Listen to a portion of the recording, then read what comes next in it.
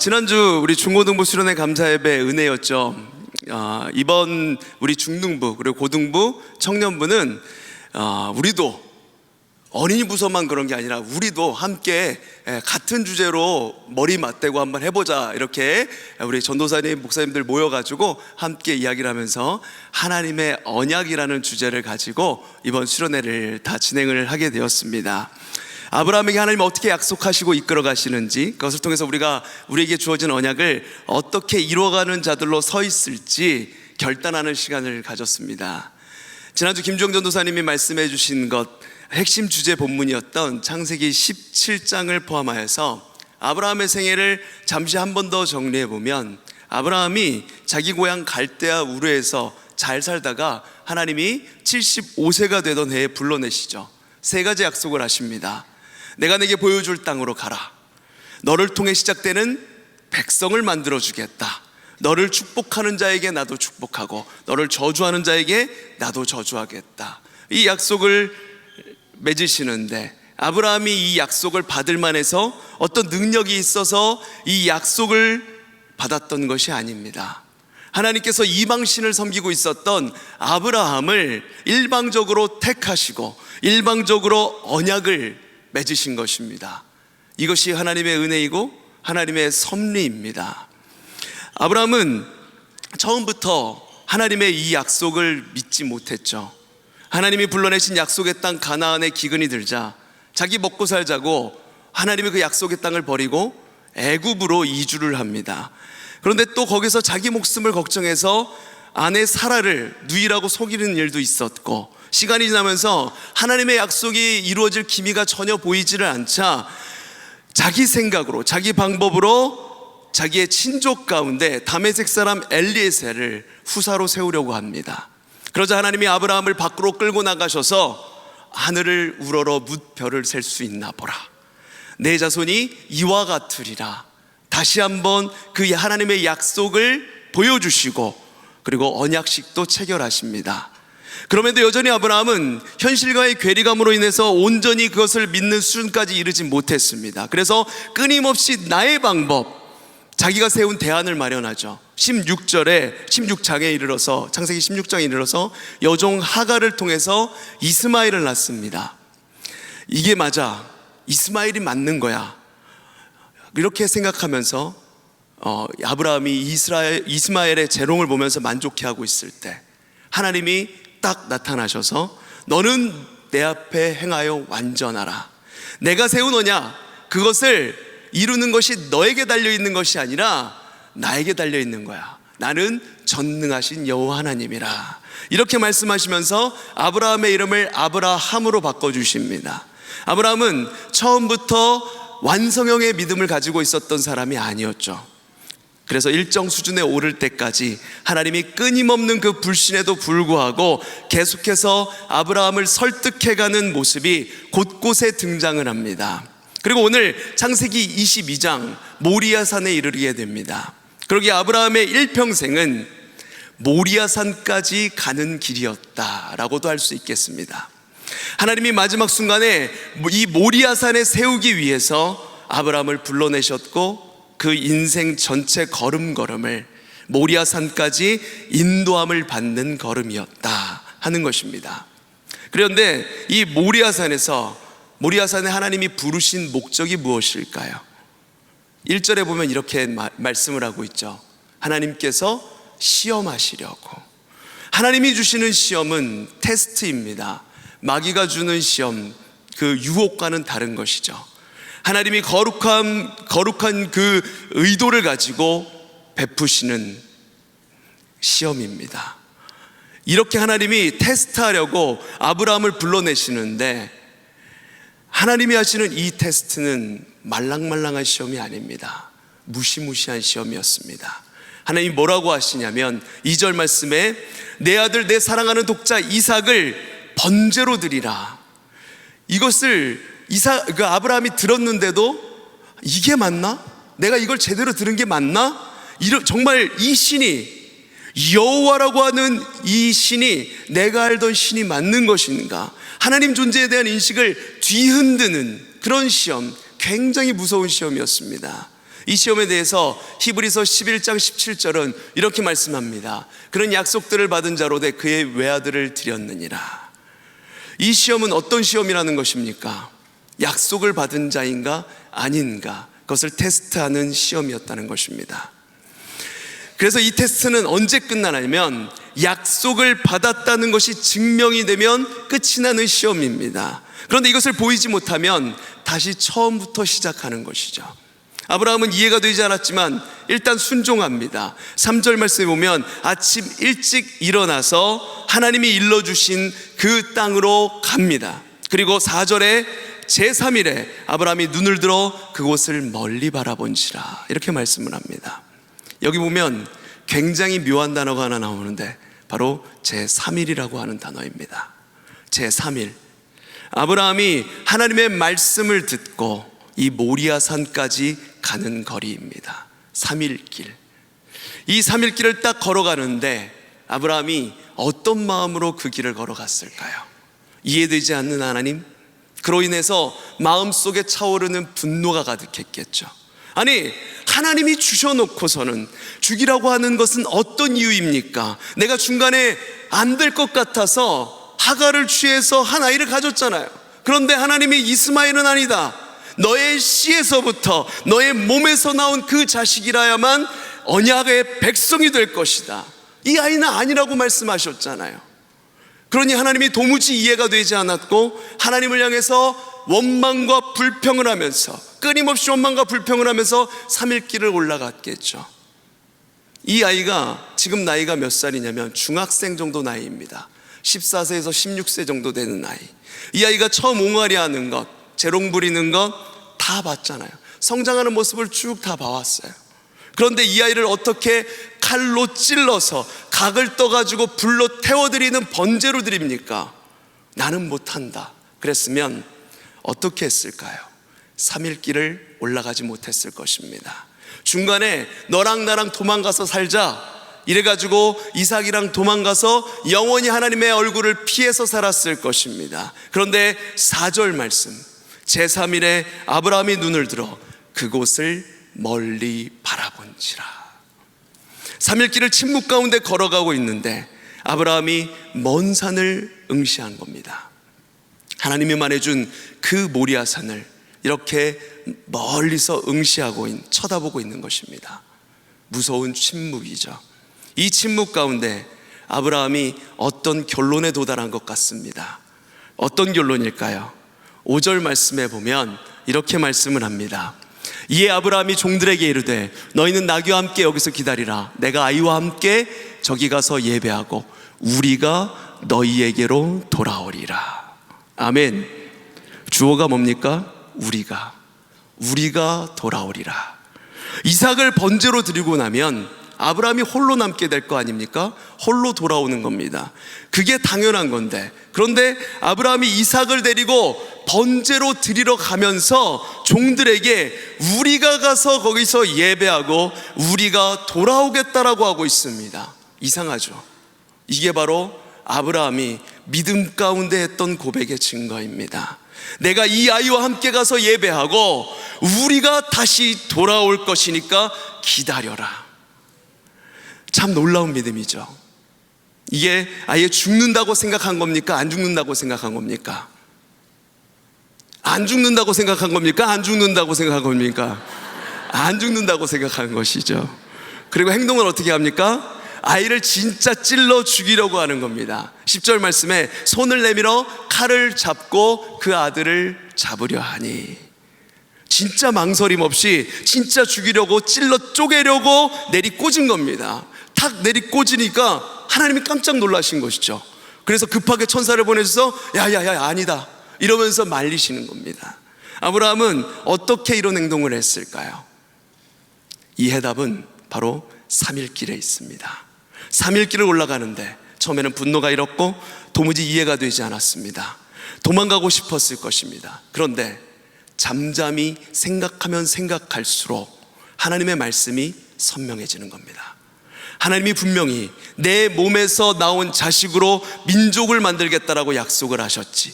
내가 중간에 한번 살짝 미끄러져 가지고 다른 아이를 낳았는데 이 아이는 아니라고 말씀하셨어. 그런데 하나님이 이 아이를 찔러 태워서 바치라고 그러시네. 그러면 자기 이성과 하나님의 말씀이 이렇게 탁 부딪혔는데 점점점 어떤 게 더 힘이 세진 것입니까? 바로 하나님의 말씀이 점점 더 힘이 세지고 약속을 붙잡는 믿음이 점점점 더 강해진 것입니다. 그 결과 어떤 결론이 났습니까? 내 아이는 이삭 한 명밖에 없고 하나님이 찔러 태워 죽이라고 그랬는데 하나님이 내 아이를 통해서만 민족을 주시겠다라고 약속했으니까 내가 찔러 죽이고 태워 죽여도 하나님이 반드시 이 아이를 다시 살리실 것이다.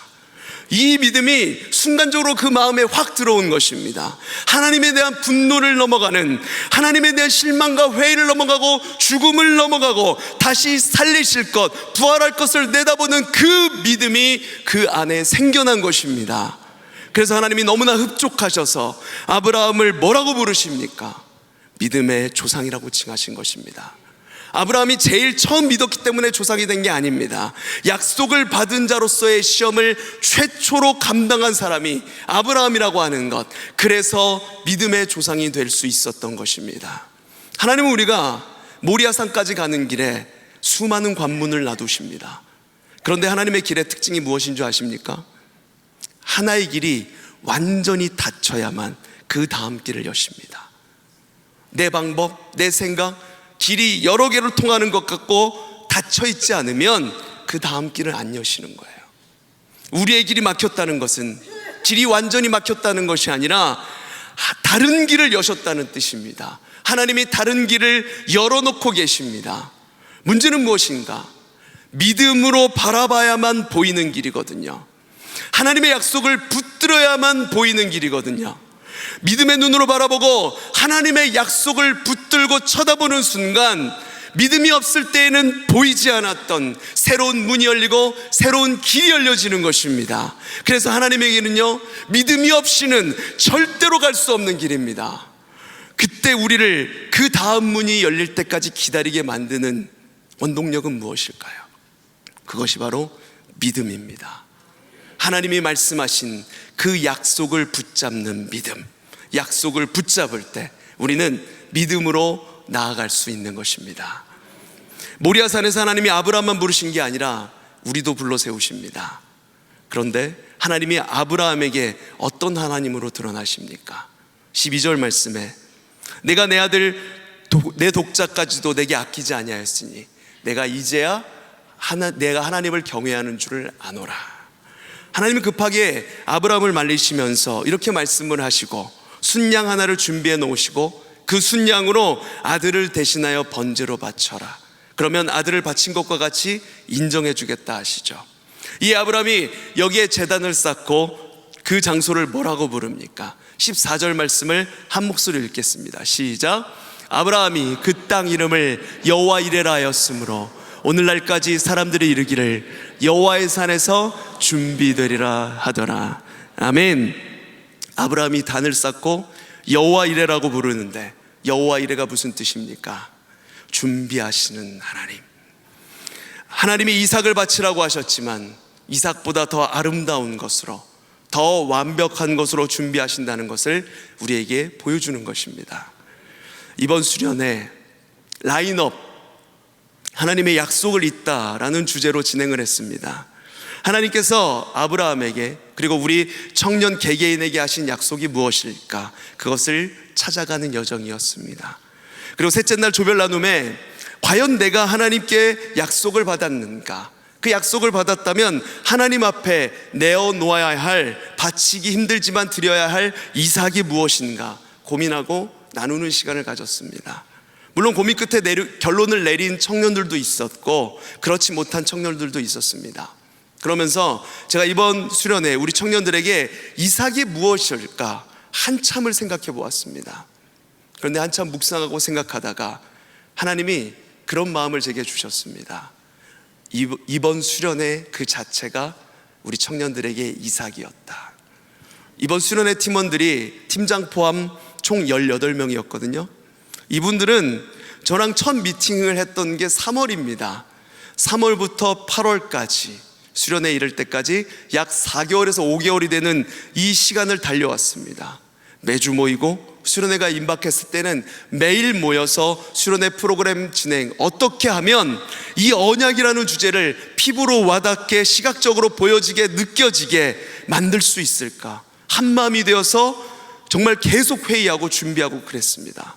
수련회 팀장이었던 우리 하경 형제 간증 들으셨겠지만 그 기간 동안 많은 일들이 있었습니다. 회사 일도 해야 됐고요, 그리고 결혼 준비하는데 상견례도 해야 됐고, 부모님께 찾아가서 인사도 해야 됐고, 뭐 이런 시간들이 있었습니다. 정말 눈코 뜰 새 없이 바빴을 겁니다. 얼마나 바쁘면 하경 형제랑 통화를 하면 말이 정말 빠릅니다. 제가 말이 끝나기 전에 대답하고 움직이기 시작합니다. 인생에 정말 중요한 30의 나이입니다. 여러 가지 하고 싶은 일도 많고 해야 할 일도 많은 때 아닙니까? 그런데 그 중요하고 소중한 시기에 수련회 준비를 위해서 모든 것을 쏟아부은 것입니다.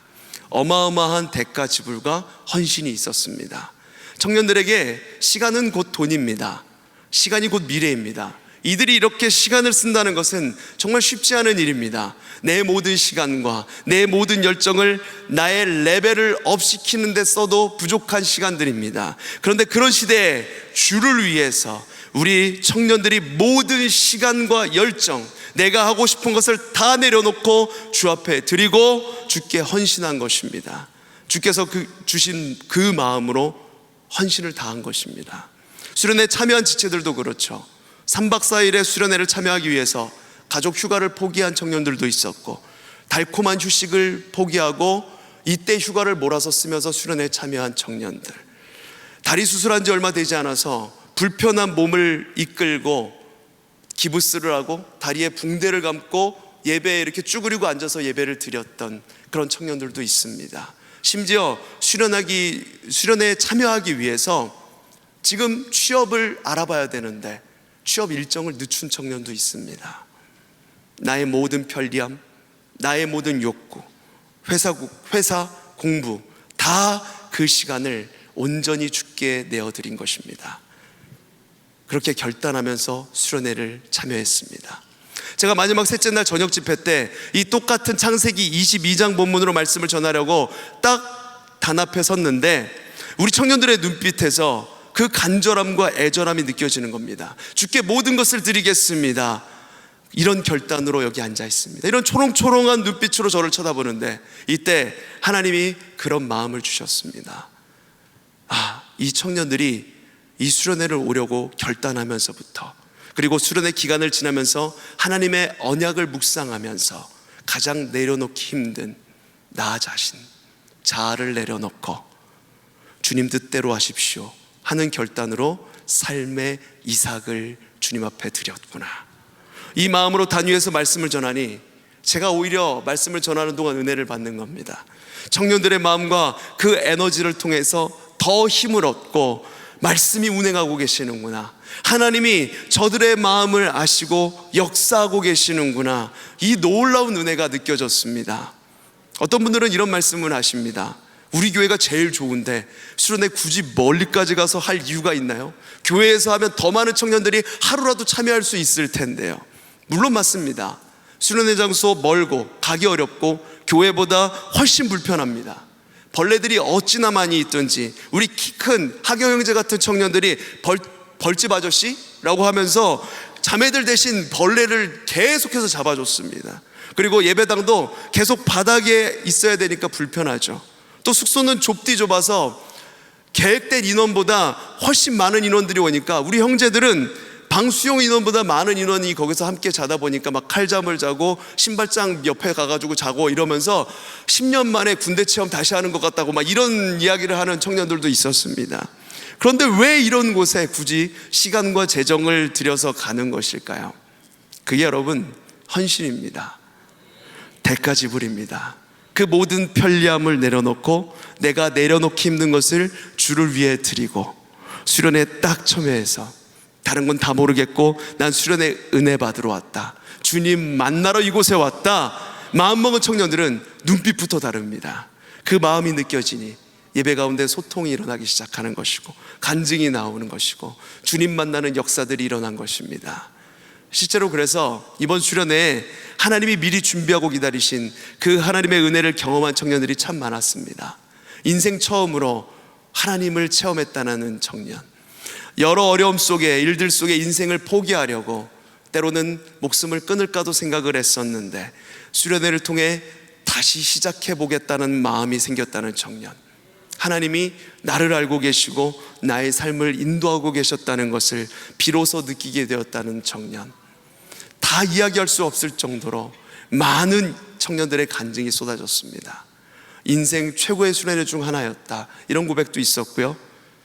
잊을 수 없는 최고의 고백 중에 하나는 수련회가 너무 짧게 느껴진대요. 3박 4일을 했는데 좀 더 했으면 좋겠다라는 그런 고백도 있었습니다. 이거 엄청난 은혜이죠. 저는 그래서 이번 청년부 수련회를 이렇게 한마디로 정의하고 싶습니다. 이번 수련회는 청년들의 모리아산이었다. 하나님께서 우리 한 인생을 모리아산으로 이끄셨습니다. 이 모리아산에 오기까지 수많은 관문이 있었죠. 때론 하나님을 놓아버리고 내 방법대로, 내 뜻대로 살아보려고 안간힘 쓰다가 안 돼서 모든 것을 포기하고 소망 없이 살아가기도 했습니다. 하나님을 원망하기도 했습니다. 그러나 하나님의 정하신 때 모리아산으로 이끌고 오셔서 이 모리아산에서 말씀하시는 거예요. 너의 독자 이삭을 바쳐라. 그 최종 테스트를 넘어섰을 때 하나님이 이미 준비하고 계셨던 여호와 이레의 은혜, 완벽하게 준비하고 계셨던 그 하나님의 은혜를 만나고 마음껏 누릴 수 있게 된 것입니다. 이번 수련회를 위해서 우리 담임 목사님, 장로님들, 특별히 우리 교육사역국 이리 뛰고 저리 뛰시는 우리 국장님과 총무님, 그리고 성도님들의 정말 많은 헌신과 기도가 있었습니다. 어떤 권사님 가정은 지금 당장 사업장 문을 닫고 있는데 청년들 은혜 받는 것이 중요하다고 5,000원짜리 용돈을 하나하나 모으셔가지고 그것을 봉투에 넣어서 헌신을 해주시기도 하셨고, 어렵게 하루를 버텨내고 있는데 하나님께서 마음 주셨다면서 청년 수련회 은혜 받는 데 써달라고 하면서 그 꼬깃꼬깃한 돈을, 재정을 청년에게 드리기도 한 그런 성도님들도 있었습니다. 또 안수 집사님 한 분은 수련회 장소에 청년 선발대를 태우고 가주셨는데 가서 보니까 장소가 너무 열악한 거죠. 그래서 조금 더 쾌적한 환경에서 청년들이 은혜 받았으면 좋겠다라고 하시면서 자비로 그 길로 바로 가셔서 바닥 매트를 사오셔서 손수 거기에 깔아주신 분도 있으셨고, 청년들이 회사 끝나고 조금이라도 수련회에 더 참여할 수 있도록 비가 정말 억수같이 쏟아졌는데도 2번이고 3번이고 차량 운행을 해주신 그런 성도님도 있으십니다. 눈물로 기도해 주신 성도님들, 그 눈물의 기도 말할 것도 없고요. 정말로 감사합니다. 너무너무 감사합니다. 우리 빛나 성도님들의 헌신은 정말 최고 중에 최고입니다. 이러한 최고의 헌신과 기도로 하나님이 준비해 놓으셨던 은혜를 마음껏 누리는 수련회였습니다. 저는 확신합니다. 우리 청년부 수련회뿐만 아니라 교육사역국 여름성경학교 여름 수련회를 참여했던 다음 세대 아이들, 그리고 청년들은 반드시 믿음의 세대로 뿌리내리고 자라갈 것을 확신합니다. 살다 보면 뜻대로 안 돼서 인생이 힘들게 느껴지고 시험 들고 계속 고난이 찾아올 때가 있죠.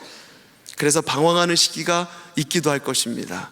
그러나 그럴 때 나를 지탱해 주는 것, 다시 살아갈 힘을 얻게 하는 것은 수련회 때 만났던 하나님, 수련회 때 눈물 콧물 쏟으면서 기도하고 울부짖었던 그 은혜의 기억들, 그 마음속 깊이, 내 머릿속 깊이 새겨진 은혜의 흔적들, 그것을 통해서 다시금 일어설 힘을 얻게 될 것이라 확신합니다.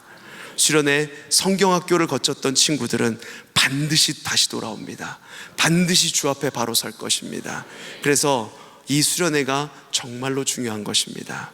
우리 다음 세대가, 그리고 여기 계신 모든 성도님들이 이 하나님의 약속 말씀을 붙들고 굳건히 믿음 안에 뿌리 내리고 어떤 상황에도 흔들리지 않는 믿음으로 계속해서 주 안에 깊이 뿌리 내려 가시는 모든 성도님들 되시기를 간절히 소망합니다. 기도하겠습니다.